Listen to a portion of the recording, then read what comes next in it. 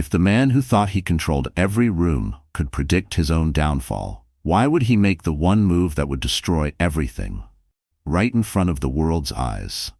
The Rosemont Hotel had never seen anything like it. The night of the annual Spring Hearts Gala was supposed to be about charity, champagne, and harmless gossip. But that night, all anyone could talk about was the spectacle that unfolded beneath the glittering crystal chandeliers. There are nights in every city when the whole world seems to be watching. And for the city's elite, this was one of those nights. Limousines lined the street, velvet ropes held back the eager press, and inside the air buzzed with nervous energy. Evan Porter, who used to be a rising star in the tech world, stood at the center of it all, hungry for attention. He was in his element, dressed in a sharp navy tuxedo, hairstyled with just the right amount of casual arrogance, his every gesture dripping with the confidence of a man who believed the world owed him an audience. On his arm was his latest conquest, Stella Ray, a stunning young model barely old enough to order her own champagne, who seemed to think every camera flash was for her alone. They were both here to be seen, and Evan was determined to make sure the spotlight never left him. The crowd, made up of CEOs, actors, city politicians, and old money, milled around the ballroom, whispering as Evan made his rounds. But Evan's bravado hid an ugly truth.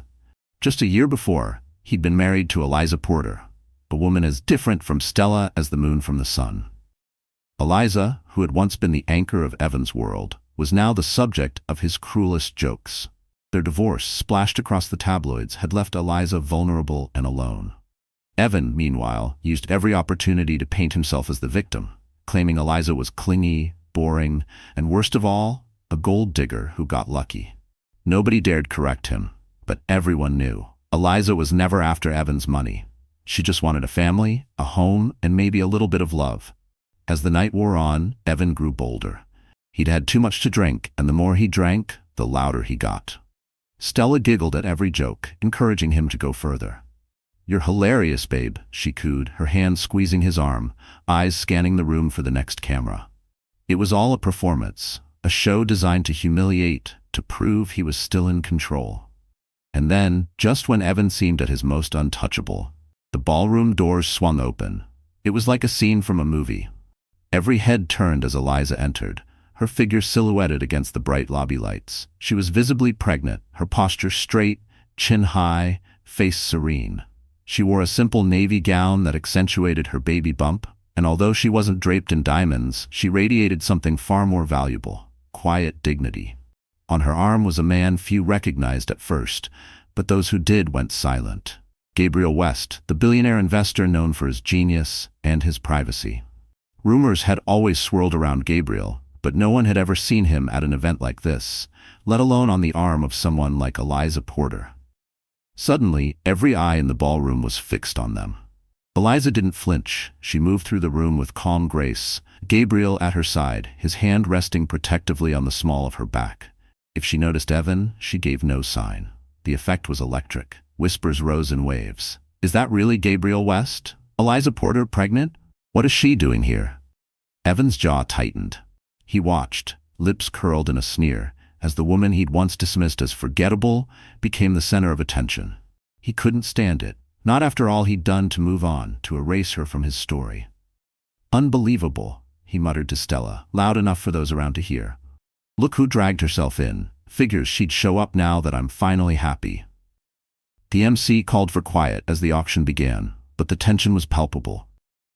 Evan seized the moment. As soon as the room settled, he strode up to the microphone, his arms still locked with Stella's. He cleared his throat, his voice echoing across the marble floor. "Ladies and gentlemen, I'd like to make a little toast. Some people say success is the best revenge, but I say sometimes revenge is just showing up with an upgrade." His eyes locked on Eliza, and he smiled, cruel and sharp. Some guests laughed, awkward, unsure. Others looked away, embarrassed for Eliza, unsure what to do. Evan wasn't finished. "I mean, look at me," he crowed. "Life is good. I've got my health, my company, my future, my freedom." He squeezed Stella's waist, and she leaned into him, milking the attention. "And as for exes, well, sometimes they move on, sometimes they move up, but sometimes, let's be real, they just move sideways. Isn't that right, Gabriel?" The insult hung in the air. Gabriel West met Evan's eyes with a cool, measured stare, unfazed. Eliza didn't blink. She stood tall, refusing to let Evan's words land. But the damage was done. The cameras clicked, cell phones recorded, and the entire ballroom buzzed with excitement, horror, and the unmistakable scent of a story too juicy to ignore. What no one knew was that this was not the night Evan would win. In fact, it was the night his whole world would begin to unravel. The public humiliation he had just inflicted was about to rebound in ways he could never have predicted. All it would take was one day, a single, earth-shattering day, to turn Evan's victory into the kind of defeat people would talk about for years. He thought he could control the story.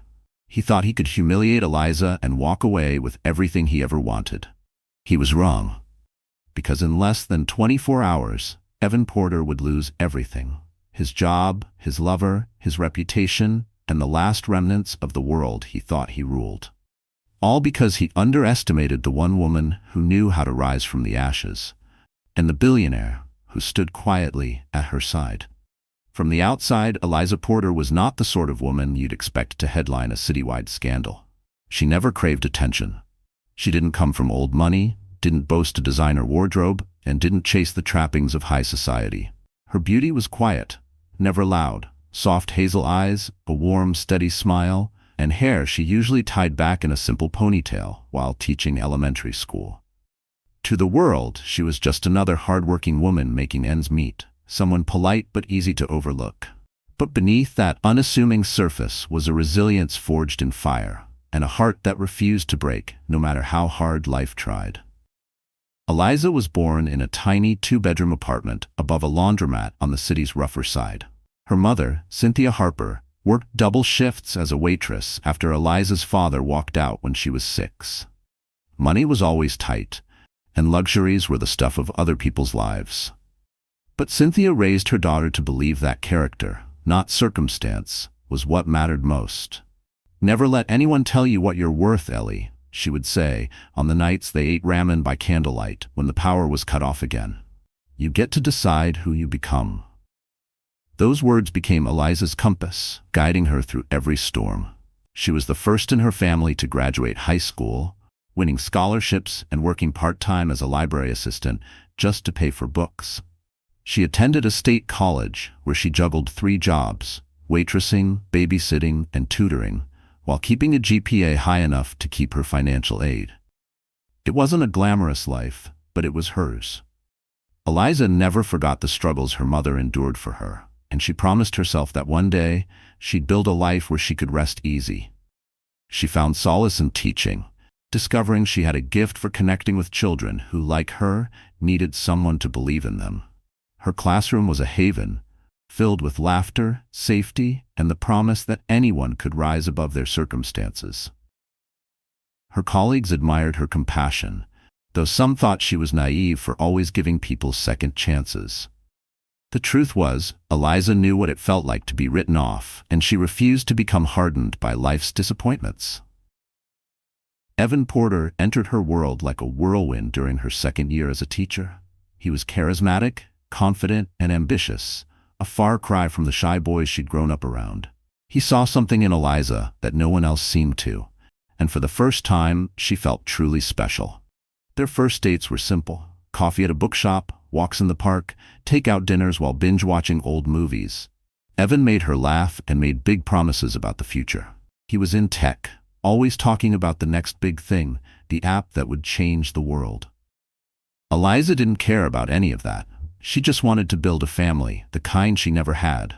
They married in a modest backyard ceremony, surrounded by friends, students, and her mother's tears of pride. For a while, life seemed almost perfect. But as Evan's career began to take off, cracks appeared. He became restless, chasing the next deal, the next party, the next validation. He started complaining about Eliza's lack of ambition, her boring job, and her refusal to play the high society wife. "Why don't you dress up more?" he'd snap before a work event. "You make me look like I'm married beneath me." Eliza tried to keep the peace, swallowing her hurt, believing that if she was just a little more patient, Evan would come back to her. It was during these difficult months that Eliza learned she was pregnant. She'd always wanted children, but when she told Evan, his reaction was ice cold. A baby? Now? Do you have any idea how busy I am? He snapped, accusing her of trying to trap him. Still, Eliza pressed on, clinging to hope, determined to give her child the loving home she never had. But as her belly grew, Evan drifted further away, working late, traveling more, spending weekends with colleagues she'd never met. The final straw came the night he came home reeking of perfume, his tie askew, refusing to meet her eyes. The divorce was ugly, and Evan's lawyers were ruthless. He painted Eliza as unstable, lazy, and greedy, despite the fact that she'd supported him through his early failures and asked for nothing but respect. She signed the papers alone in her tiny apartment, her hands trembling, her heart shattered. She wondered how she'd ever recover, especially now that she was carrying their child. For weeks, she kept her head down, teaching her students, ignoring the cruel headlines and whispers at the grocery store. But in the darkness, something inside her hardened. She realized she was done apologizing for being not enough. She was done letting anyone decide her value. Her life took an unexpected turn when she volunteered at a literacy charity, hoping to distract herself from the pain.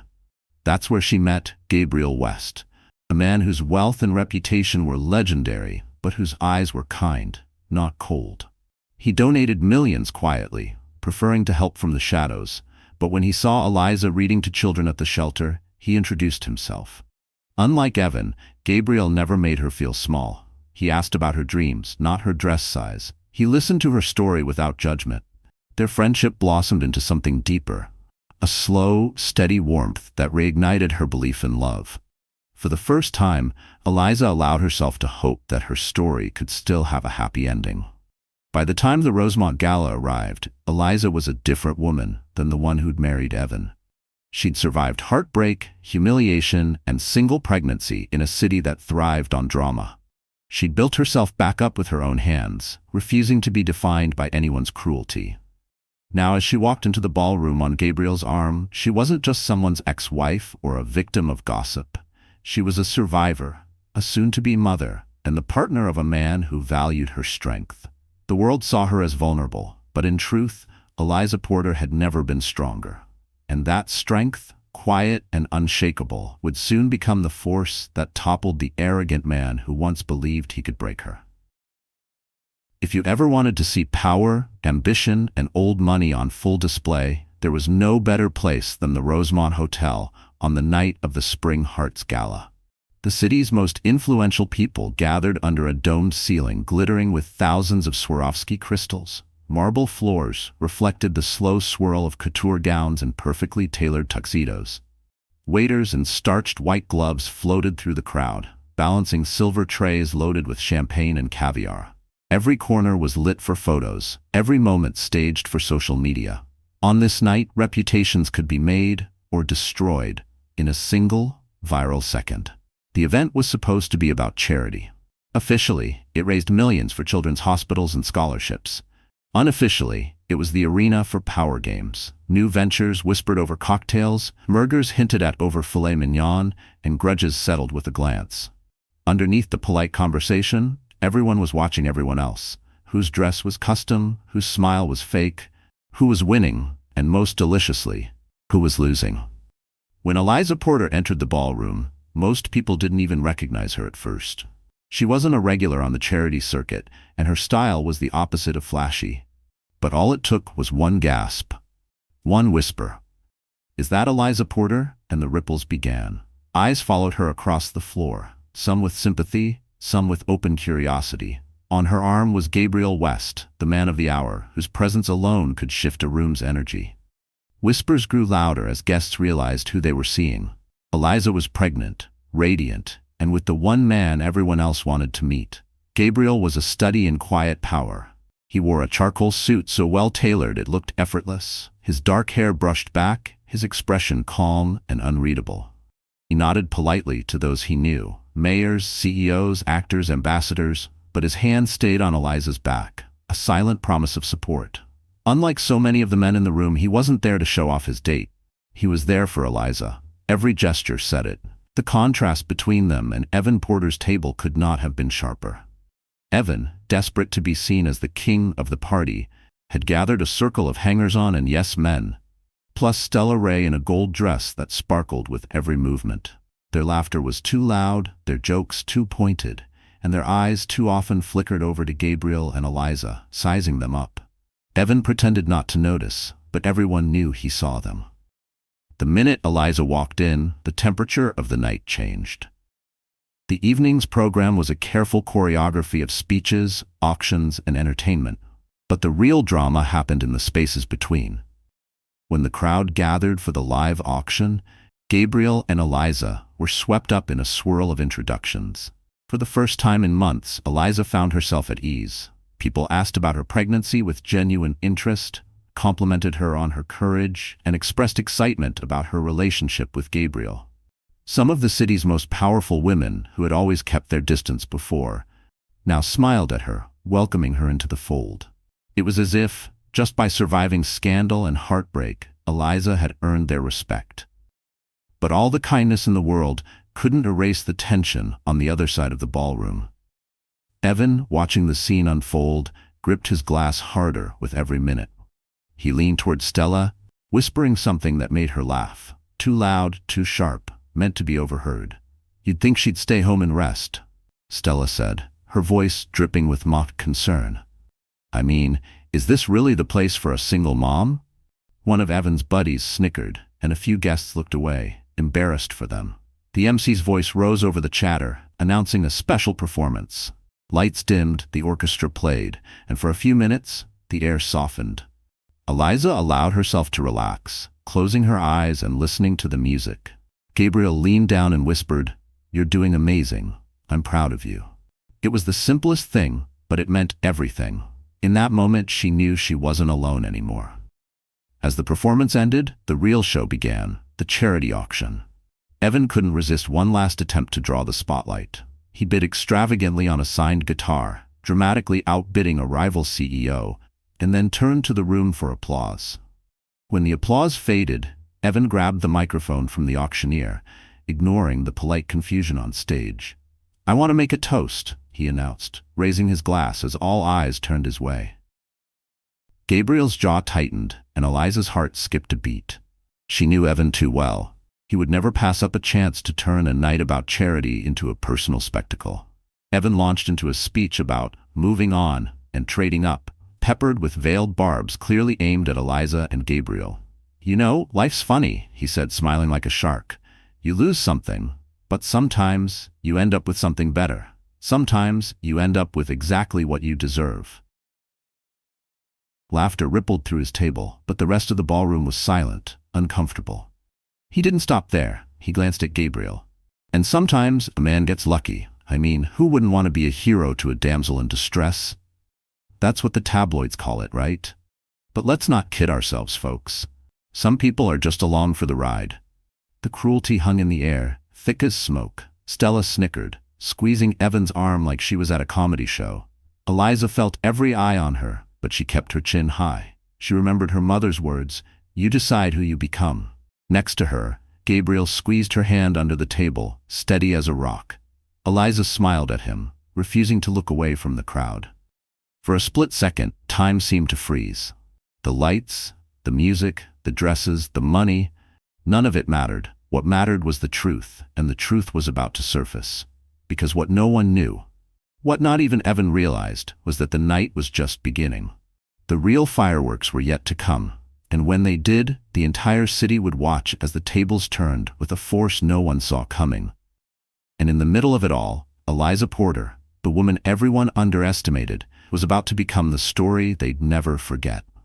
If you asked Evan Porter, he'd say he was the self-made man every guy wanted to be.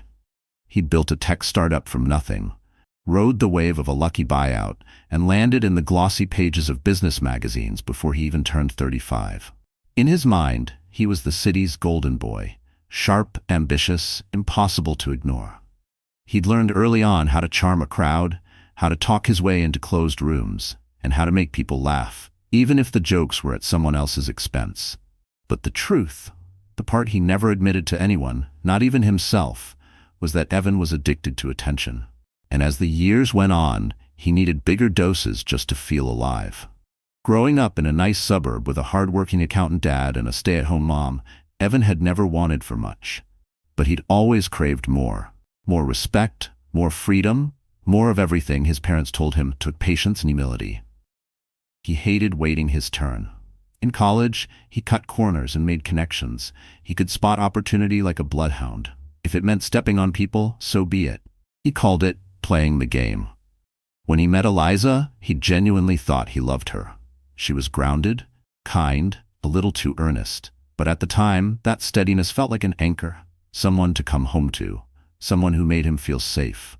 But as his tech career took off, the anchor began to feel like a chain. The little apartment he'd once loved now felt cramped. Eliza's simple joys, homemade dinners, thrift store books, afternoons in the park, felt childish compared to the world he was moving into. "Why can't you want more?" he snapped one night after a networking event. "Don't you want to be someone?" Evan started staying out late, always with an excuse, a deal to close, an investor to charm. He'd come home smelling like whiskey and expensive cologne, and if Eliza asked questions, he'd turn the tables. "You're just insecure. If you trusted me, you wouldn't ask." At first, he hid his affairs, but as his ego grew, so did his carelessness. Soon he was parading Stella Ray, his new girlfriend, to every after-party, convinced the world envied his upgrade.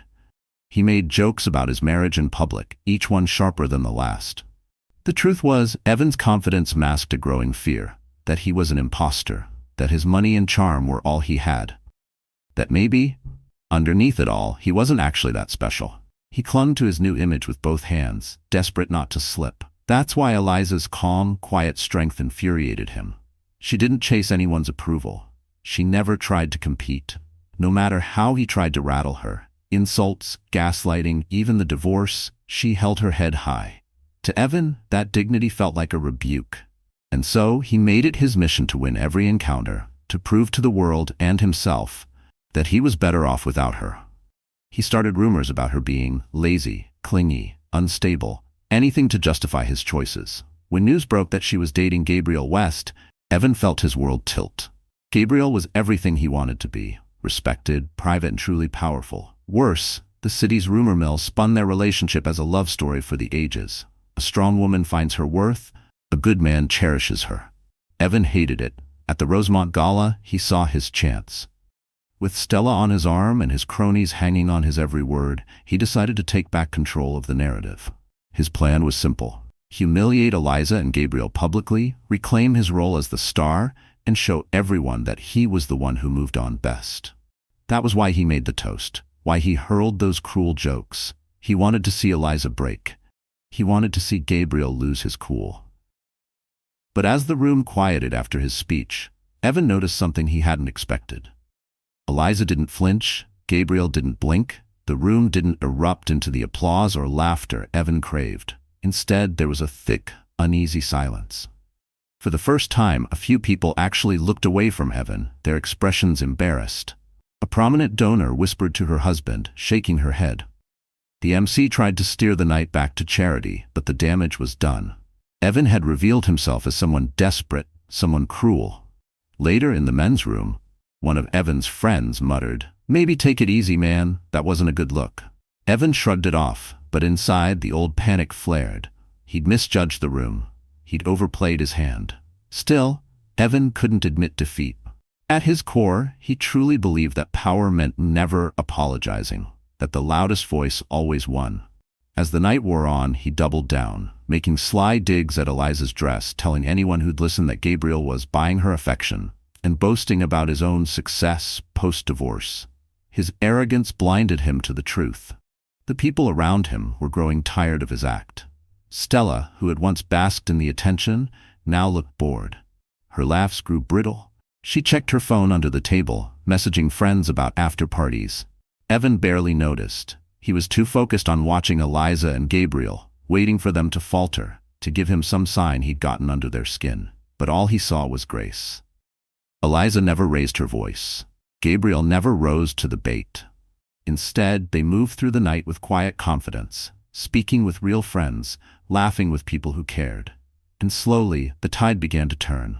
People started drifting toward Eliza and Gabriel, leaving Evan and Stella to stew in their shrinking circle of hangers-on. What Evan didn't realize as he nursed his final drink was that he was setting himself up for a downfall more dramatic than anything he could have imagined. The board members of his company, watching from a distance, were taking note of his behavior. His own lawyer, frowning at the spectacle, texted a warning, "You're trending for all the wrong reasons. Don't say anything else tonight."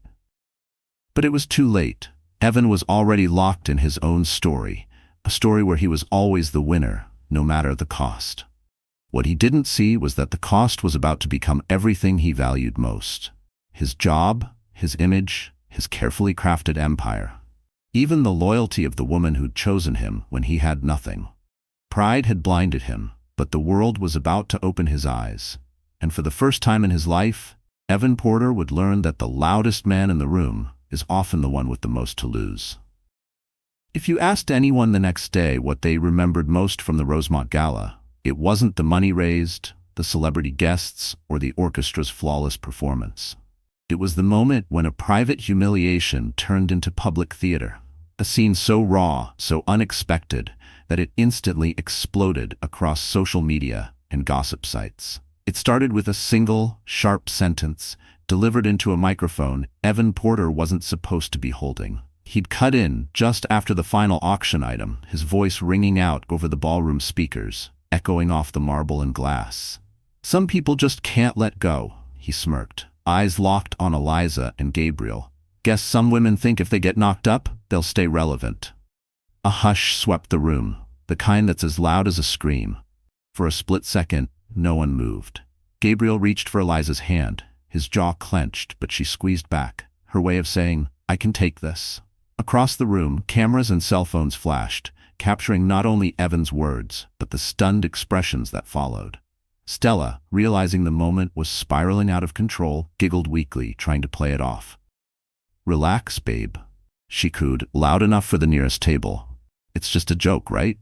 But no one was laughing. A socialite at the next table dropped her fork, mouth open in disbelief. An older donor whispered, "Is he drunk?" And even the band stopped tuning their instruments. The MC, sweating, tried to move things along, but the air wouldn't clear. Evan pushed forward, unable to read the room, thinking he could salvage the moment with more bravado. "I mean, look at me," Evan boasted, pacing like a comic at an open mic gone wrong. "I've got everything I want. My company, my life, a beautiful woman." He gestured at Stella, who offered a tired, forced smile, already regretting being part of the show. "But hey, I get it. Some people need to hold on to the past. Maybe some of us like handouts. Or maybe, just maybe, some people just can't handle that the train left the station and they're not on board." The words hit like a slap. For Eliza, every eye in the room felt like a spotlight.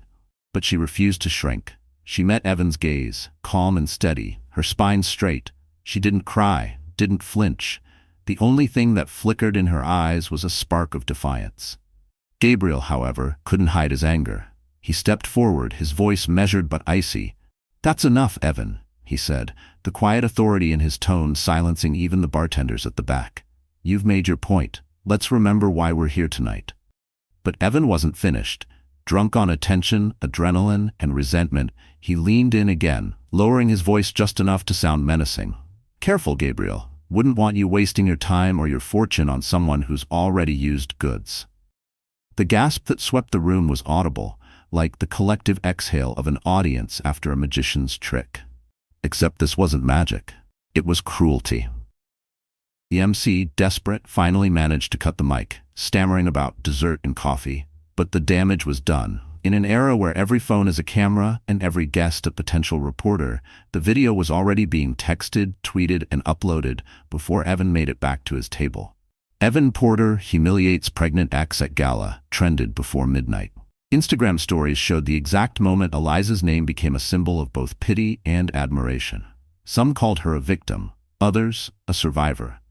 But all agreed on one thing: Evan had crossed a line. As the gala ended, guests avoided Evan's table, offering only awkward smiles or silent glances. Stella made a show of fixing her makeup, then excused herself for the restroom, and didn't come back. Gabriel quietly helped Eliza out of the ballroom, his presence protective but never overbearing. Behind them, the city's elite whispered, shocked at what they'd witnessed. It wasn't just scandal, It was a public shaming that would have real consequences. In the car ride home, Eliza held back tears, determined not to let Evan see her broken. "You don't have to be strong tonight," Gabriel said gently, his hand covering hers. "Not for me, not for anyone, just let it out." But Eliza shook her head.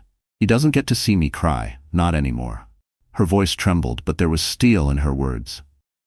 She stared out the window, city lights blurring, her mind racing through every insult, every memory of a man she once thought she'd love forever. What neither she nor Gabriel realized was that the fallout had already begun.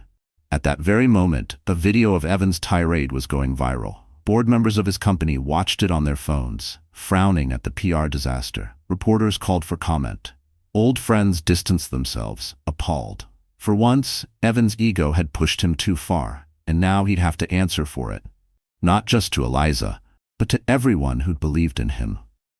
Eliza sat in the darkness of her apartment that night, hands on her belly, feeling her baby kick gently, as if to remind her she wasn't alone. She took a shaky breath and let herself cry for the first time in weeks. Not for Evan, but for the years she'd wasted doubting her own worth. She cried for every woman who'd ever been humiliated, overlooked, or discarded. Then, just as quickly, she wiped her face, squared her shoulders, and started to plan. Because this was not the end of her story. If Evan thought he'd written the last chapter, he was about to learn that the real heroine never lets anyone else hold the pen. Tomorrow would bring a reckoning, not just for Evan, but for everyone who ever believed a woman's strength depended on a man's approval. Eliza was done playing the victim. She was ready to fight. And as the city gossiped, tweeted, and judged, no one could imagine just how far she and Gabriel would go to set things right. When Eliza Porter stepped out of the Rosemont Hotel and into the thick, humid night, she was no longer the calm, collected woman the city had seen inside the ballroom. She felt hollow. Each footstep echoed with humiliation. Every camera flash outside burned like a spotlight on her shame. She squeezed Gabriel's hand as they climbed into his waiting car, but she felt herself drifting, untethered and numb, her mind swirling with every cruel word Evan had hurled at her. Even as the doors closed behind them, she could hear the laughter, the gasps, the barely concealed shock. She knew the entire city would be reliving her worst moment by morning. Gabriel sat quietly at her side, not pressing, not speaking, just there, a steady presence in the storm. As the car wound through downtown's midnight streets, Eliza stared blankly at the blur of lights. Her phone began to buzz, texts, calls, notifications piling up in a cruel digital avalanche, friends who hadn't called in years, a flurry of condolences, and even some messages from strangers.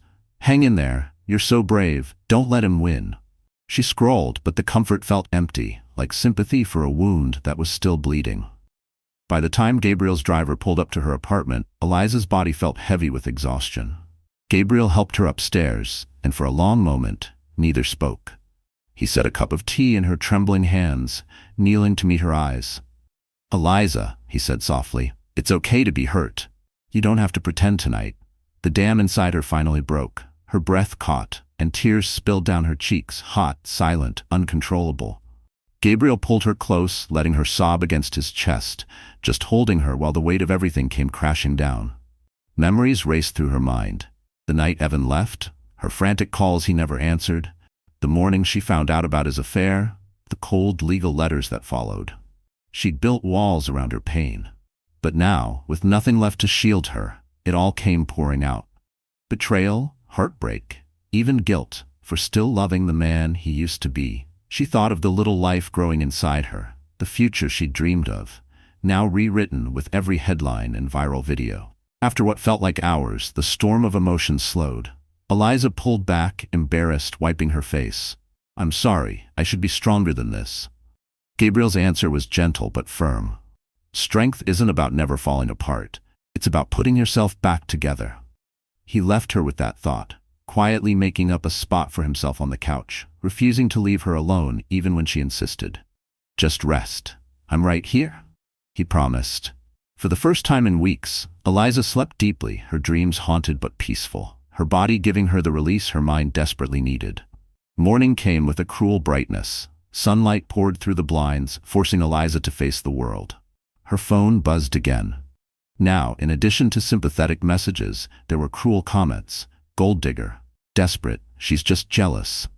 Tabloid headlines screamed, Evan Porter's ex humiliated at gala. Billionaire fiancé caught in the drama. Eliza turned off her phone, pushing back the wave of panic. She looked in the mirror and barely recognized herself. Eyes swollen, hair tangled, hope fading. She tried to go about her day as usual. She fed herself breakfast, showered, dressed in jeans and a t-shirt. She reminded herself she was more than a headline. But every time she closed her eyes, she heard Evan's voice echoing in her mind. For a moment, she wondered if he was right. Was she really just a burden, a mistake, used goods? Was she worth anything at all now that the city had seen her lowest point? Her thoughts spiraled, and by midday, Eliza was on the verge of panic. She called her mother, desperate for a lifeline. Cynthia answered on the first ring, her voice as steady as always. Honey, I saw what happened. I am so sorry. Eliza let herself cry again, but this time, her mother's voice grounded her. Don't you dare let that man's words decide who you are. I raised you better than that. You get to choose how this ends, not him. It was the same advice Cynthia had given her as a child, and now it reached through the fog, planting a seed of strength. Still, the sense of despair lingered. That afternoon, Eliza forced herself outside, pulling a hoodie over her face and walking the neighborhood. She wandered aimlessly through the park, unsure of what she was searching for. A group of children ran past, laughing, and she felt a bittersweet ache. Would her child ever be free from the shadow of this scandal? Would she ever be able to walk into a room without people whispering? As evening fell, Gabriel found her on a bench, lost in thought. He sat down beside her, silent for a long time. Finally, he spoke. Do you know why you're still standing, Eliza? She shook her head. Because you've survived worse. Because you know who you are. Even when other people try to take that from you. His words unlocked something inside her. Eliza realized that surviving public humiliation wasn't about pretending it never happened. It was about refusing to let it define her. They walked home together, and for the first time, Eliza felt the faintest glimmer of hope. That night, she sat by her bedroom window, watching the city lights. She opened a notebook and wrote the first words she'd let herself write in weeks. I am not broken. I am not what he says. I am more. She promised herself, and her unborn child, that she would fight, not just to survive but to reclaim her story. What Eliza didn't know was that even as she found her resolve, a storm was brewing on the horizon. The seeds of Evan's downfall had already been planted. Gabriel, quiet and patient, had set things in motion that would change all of their lives. In her darkest hour, Eliza had no idea that her greatest comeback was already on its way.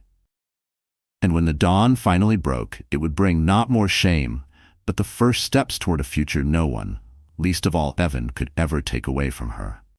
Morning in the city dawned crisp and cloudless, but for Eliza, everything still felt gray and raw. She forced herself through the motions, a shower, oatmeal, her prenatal vitamins, determined to act normal even as the world kept replaying her humiliation. As she finished dressing, there was a soft knock at the door. Gabriel stood on the threshold, holding 2 cups of coffee and a small pastry bag. Didn't know what you'd be able to keep down, so I brought options, he said, the tiniest smile tugging at his lips. Eliza let him in, grateful for the normalcy, for his quiet way of never pushing, never pitying. He set the food on the kitchen table and sat across from her. Before you say anything, he began, you should know something. He slid a folder toward her. You don't have to do this alone anymore. Eliza blinked, confused, but opened the folder, and the world as she knew it changed. Inside were copies of emails, official letters, and court documents. The first shock was a notarized letter. Gabriel West now owned a controlling share of Evan's tech company, acquired in a secret buyout the previous week. Eliza's hands shook as she read the next page, an internal memo from the company's board of directors formally announcing a review of Evan's conduct due to recent public behavior and violations of the company's ethics policy. Gabriel had not only stepped in as majority shareholder, he'd also given the board permission to act without fear of Evan's retaliation. She looked up, stunned. How? Why? Gabriel's eyes were gentle, but his words held the unmistakable tone of power.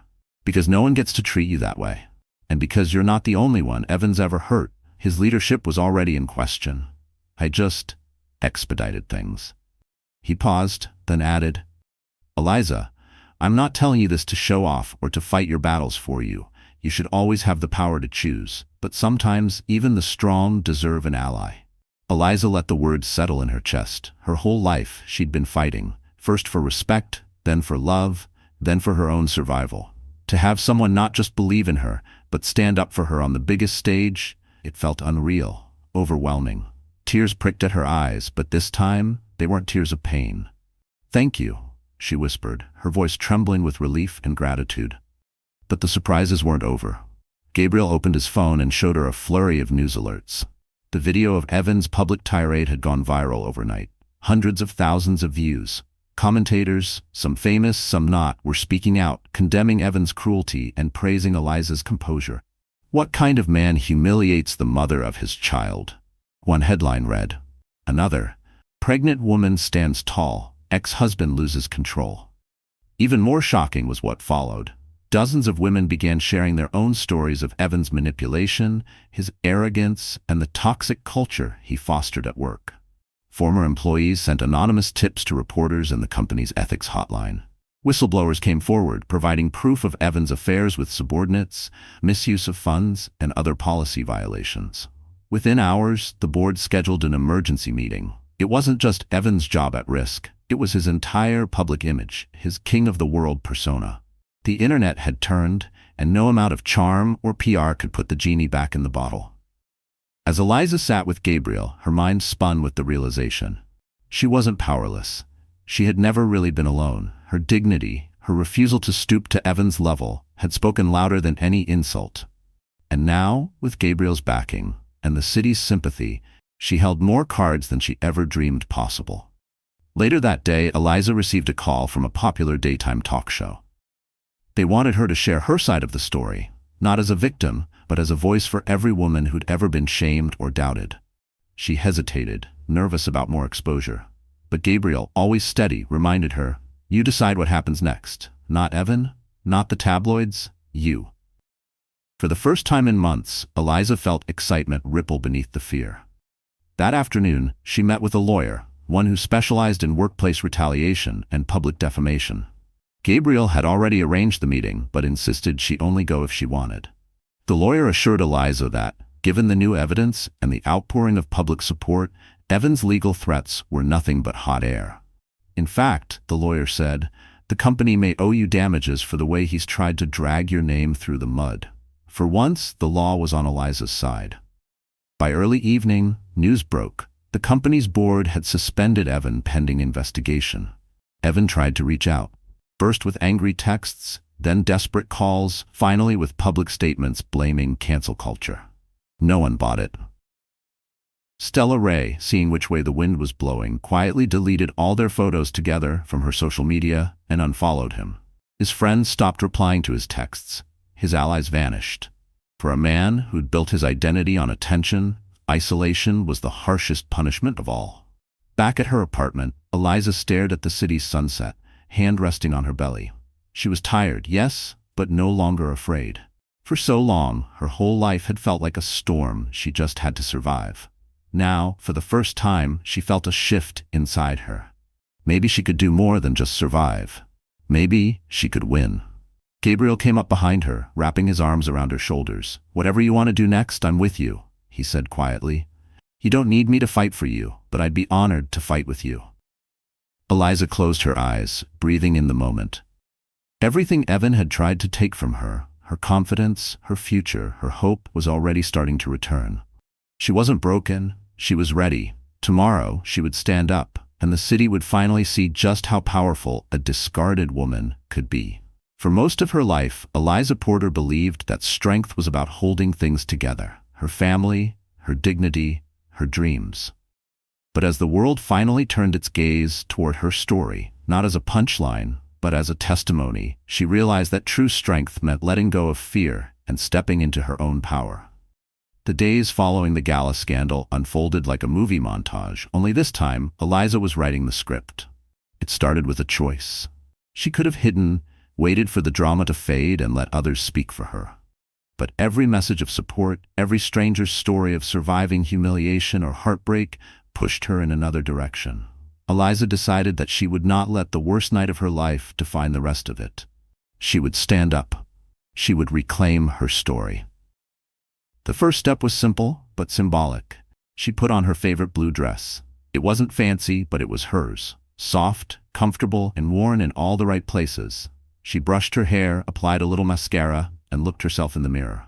For the first time in months, she saw not just a survivor, but a woman on the edge of something new. Her phone rang with a call from the talk show producer. "Eliza, are you ready?" The world wanted her voice, not as Evan's ex-wife, not as the woman who got humiliated, but as herself. She hesitated, but only for a moment. "Yes," she said, "let's do it." When she arrived at the studio, she was met by a team of stylists, producers, and a warm maternal host.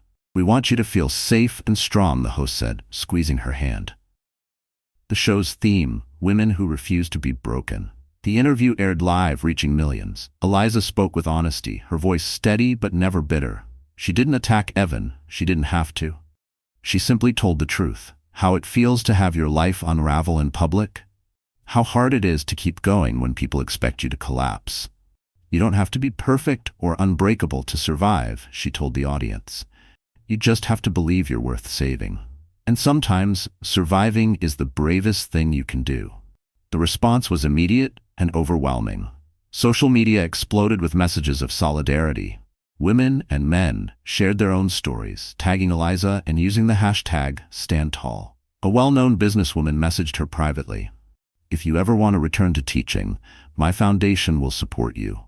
If you want to start something new, I'll help fund it." Eliza was stunned.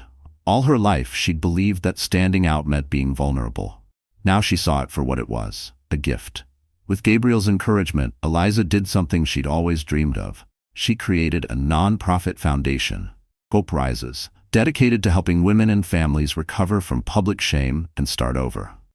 Using her own experience, she developed workshops on self-worth, legal resources, and resilience. Donations poured in, not just from celebrities and philanthropists, but from regular people who'd seen themselves in her journey. At home, Eliza's transformation was just as real. She changed her space, clearing out everything that reminded her of Evan or the woman she'd been when she married him. She filled her apartment with fresh flowers, new books, and art from local women artists. She redecorated the nursery, painting it a bright, hopeful yellow and hanging little paper cranes for peace. Her friends visited, bringing laughter and support. Her mother came over every weekend, holding Eliza's hand and marveling at her newfound confidence. But the change wasn't just on the surface. Inside, Eliza felt a shift she'd never imagined. She started therapy, not to erase the pain, but to understand it. She learned to set boundaries, not just with Evan, but with anyone who tried to undermine her value. She took walks every morning, feeling her baby kick with growing strength, and whispered promises. "You will never doubt your worth. You will always be loved for exactly who you are." Gabriel, always respectful, never pushed her to move faster than she was ready. Their relationship deepened, rooted in honesty and kindness. He shared his own struggles, loneliness, the pressure of success, the wounds that never showed on the outside. They became partners in every sense, cheering each other on, comforting each other through setbacks, dreaming about the future as equals. Meanwhile, the world kept changing. News broke that the board had voted to permanently remove Evan as CEO. Not only that, he was facing a lawsuit for workplace harassment and misuse of funds, with whistleblowers finally feeling safe enough to come forward. His public apology fell flat. People saw through it. Stella Ray gave her own interview, tearfully admitting she'd been manipulated and used. She apologized to Eliza on air for believing Evan's lies. Eliza didn't celebrate Evan's downfall. Instead, she focused on her own new beginnings. She sent Stella a note, wishing her well and hoping she'd find her own peace. She declined interviews that wanted to sensationalize her pain. She accepted the ones that let her help others. Every time someone tried to reduce her to a headline, "Scorned wife gets revenge," she corrected them. "No, I got my life back." One evening, Gabriel took Eliza to dinner at a quiet rooftop restaurant overlooking the city. As the sun set, painting the skyline in gold and pink, he raised a toast. to starting over, to never letting anyone else write your story. Eliza smiled, heart swelling with hope. For the first time, she believed in happy endings, not the fairy tales, but the kind you build for yourself, brick by brick, day by day. As the night breeze danced around them, Eliza realized her transformation was about more than survival. It was about living fully, without apology or fear. It was about knowing her worth, not just in the eyes of others, but in her own. And it was only the beginning. In every classic drama, there comes a moment when the tables turn so completely, it leaves everyone breathless. For Evan Porter, that moment arrived like a hurricane, and the world watched as everything he'd clung to slipped away, piece by piece. It began with a boardroom filled with people who used to call him boss. The morning after his public meltdown at the gala, the office was abuzz, not with the usual nervous anticipation of a Monday, but with whispers, pointed glances, and the unmistakable air of impending change. Even before Evan arrived, everyone had seen the viral video. Laptops were open to news sites, phones buzzed with group texts, and the staff who had once tiptoed around his mood swings now openly traded rumors about his fate. Evan strode in, head held high, trying to project the same confidence he'd always relied on. But the eyes that met him were cold, almost pitying. Stella was nowhere to be seen. His trusted allies, board members, longtime friends, suddenly found urgent business elsewhere. The receptionist, who used to laugh at his jokes, barely managed a tight-lipped greeting. For the first time in his career, Evan felt invisible in his own kingdom. Minutes later, he was summoned to the boardroom. Waiting inside were the board of directors, a company lawyer, and, shockingly, Gabriel West, sitting calmly at the head of the table. The room was silent as the lead director spoke. Evan, in light of recent events and evidence provided by multiple sources, this board is voting to remove you as CEO of Porter Tech, effective immediately. She slid a folder across the table, thick with documentation. Videos, emails, affidavits from employees, and, most damning of all, a legal complaint for harassment and breach of contract.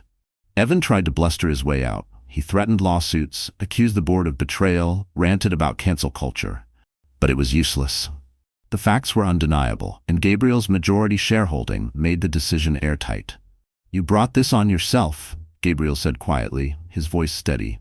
"This company deserves better. These people deserve better." With that, it was over. Security was called, and Evan was asked to pack up his office. The news broke within the hour. Porter out as CEO after gala meltdown. News vans camped outside the office, filming as Evan, red-faced and fuming, carried a cardboard box of personal items through the lobby. Someone in the crowd booed. For the first time, the man who had thrived on attention now found himself the target of public scorn. Back at her apartment, Eliza watched the news unfold with a strange mix of emotions. She wasn't gleeful. Instead, she felt a solemn sense of justice, of finally being heard. Friends and strangers texted their congratulations, but she focused on the messages from women at the company, women who told her, "You gave us the courage to speak up." Even as Evan's world fell apart, Eliza refused to let bitterness take root. She knew this moment was bigger than one man's downfall. It was about every person who'd ever been silenced by someone in power. The dominoes kept falling. Stella Ray, facing her own termination for breaching company policy, issued a public apology to Eliza, admitting that she'd let herself be manipulated by Evan. "I thought I was special, that I was different," she said in a tearful interview. "But I was just another name on a long list. I'm sorry, Eliza. I hope you find peace." Eliza, for her part, sent a private message back. "Heal, you are stronger than you think." Evan's other so-called friends quickly distanced themselves. His social media accounts were flooded with angry comments and memes mocking his arrogance. Sponsors pulled out of his pet projects, and even the luxury car company that had once featured him in their ads scrubbed his face from their website. The city's elite, the very people who once scrambled for his approval, now whispered about how quickly he'd fallen. Meanwhile, Gabriel called a staff meeting. He addressed the team not with bluster or bravado, but with humility. "Leadership is not about ego or control," he said. "It's about responsibility to your people, your community, and the truth." He pledged to build a healthier, more respectful culture at Porter Tech, promising that harassment and intimidation would never again be tolerated. The staff, wary at first, gradually warmed to his sincerity. For the first time in years, hope flickered in the office. The media, hungry for a new narrative, shifted their focus to Eliza. Headlines celebrated her not as a victim, but as a woman who'd risen above humiliation and reclaimed her power. She was invited to speak at conferences, to consult on workplace ethics, to mentor young women entering the business world. Her foundation, Hope Rises, received donations from across the country. In one viral clip, she told an audience, "Revenge is not the goal. Accountability is, healing is." Evan, now jobless and abandoned, tried to mount a comeback. He posted rambling videos blaming everyone but himself, but no one listened. He was offered a reality show deal, but even that fell through when advertisers refused to support him. Alone in his expensive condo, Evan finally faced the reality he'd avoided his whole life. He was responsible for his own ruin. The final blow came at a gala, much like the one where he'd mocked Eliza. This time, it was Eliza, accompanied by Gabriel, who was honored for her work in empowering women. As she took the stage, the crowd rose to its feet. She didn't mention Evan. She didn't have to. Her presence, her strength, her refusal to be broken, those were her real revenge.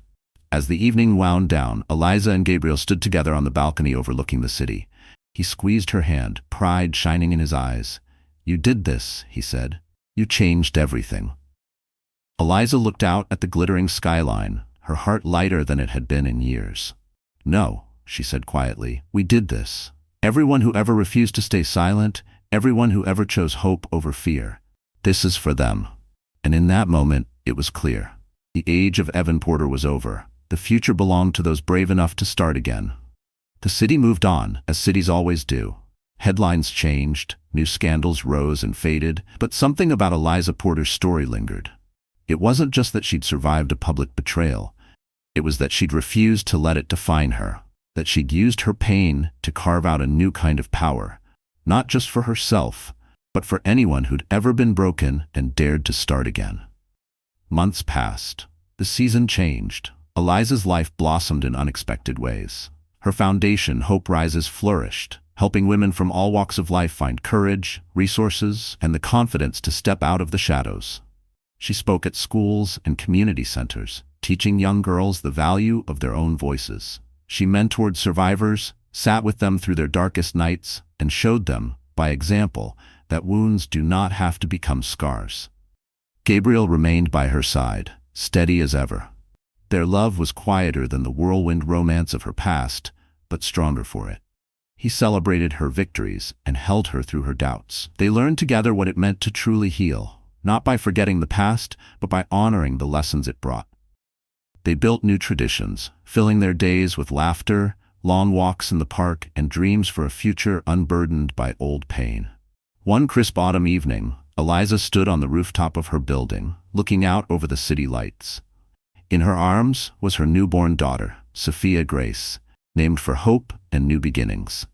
As the baby breathed softly against her chest, Eliza whispered a promise. "You will never be taught to hide. You will grow up believing you are enough, exactly as you are. No one will ever make you feel small in your own story."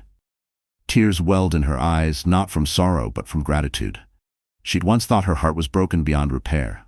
Now, holding Sophia, she realized it was fuller than ever. She remembered the nights when she thought she wouldn't survive. The loneliness, the fear, the humiliation. She remembered how easy it had been to believe Evan's lies, how tempting it was to let the world decide her worth. And she remembered the moment she chose herself instead, when she stopped asking permission to be strong.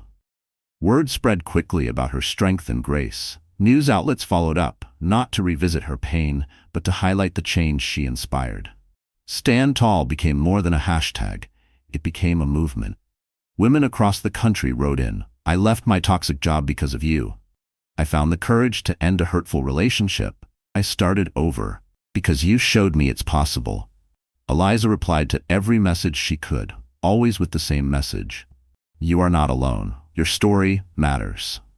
Even her relationship with her own mother, Cynthia, deepened. Cynthia, once burdened by her own struggles and regrets, became a regular presence in Eliza's life. They cooked together, laughed over old family photos, and shared the kind of honest conversations they'd never had before. Cynthia held Sophia, her granddaughter, and whispered blessings over her, as if healing the wounds of the past with every gentle touch. As for Evan Porter, his name became a cautionary tale. He drifted from public life, unable to repair the damage his own pride had wrought. He lost not just his company, but his sense of identity. At first, he lashed out, blaming everyone but himself. But eventually, the world lost interest, and Evan was left with only his own choices to keep him company. Eliza didn't wish him ill.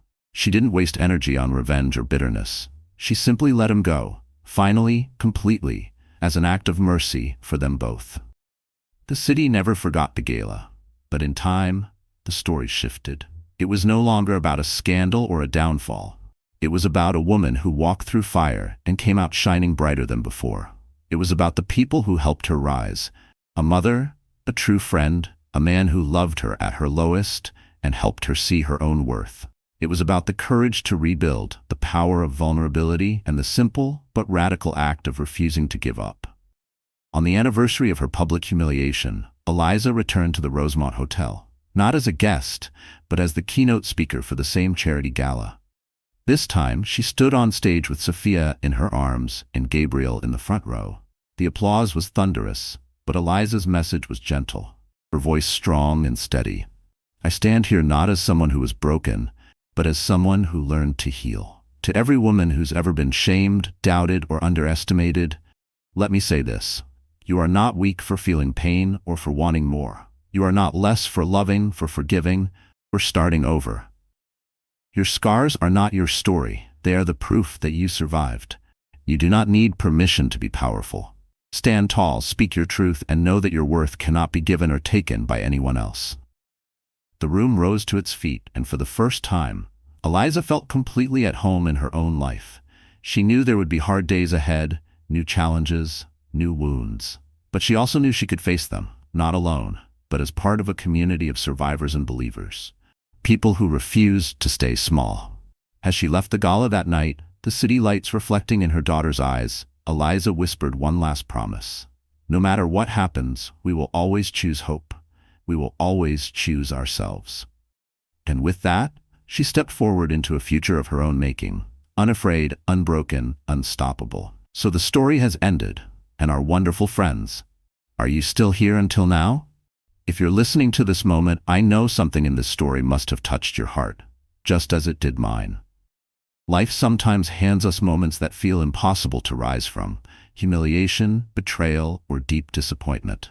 But Eliza's journey shows us a truth. You are never defined by the worst thing that happens to you, but by what you choose to do next. Healing is not the denial of pain, but the gentle acceptance of it and the courage to begin again. In the words of heterodoxism, a wound is a place where light enters. If you are hurting, let this be a reminder. Your scars are not the end of your story. They're proof you survived, and even more, that you can thrive. If you found meaning here, please like, share, and subscribe, and tell us in the comments, what is the light you're letting in today? Your story matters, and we're here for you.